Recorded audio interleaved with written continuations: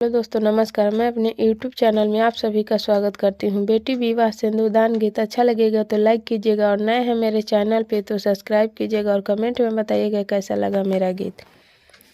चुटकी भर सिंदूरा महंगा भइले पापा हो, चुनारी भइले अनमोल हे, चुनारी भइले अनमोल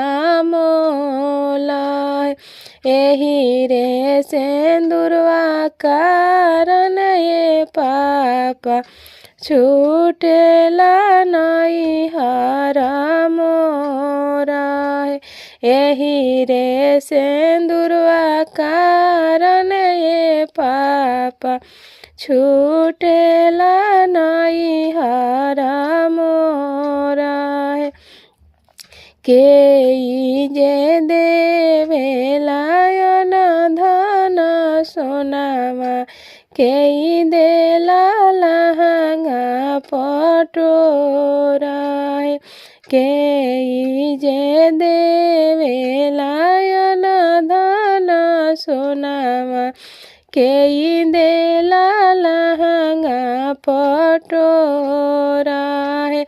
पापा जे देवेले धन सोनामा, मम्मी देली लहंगा पटोरा हे।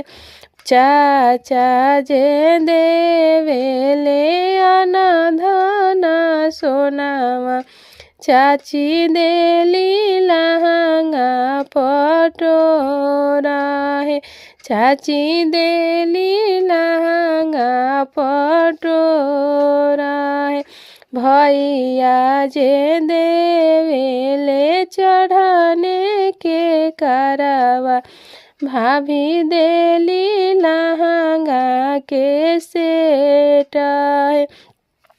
भैया जे देवेले चढ़ाने के करवा, भाभी देली लहंगा के सेट है।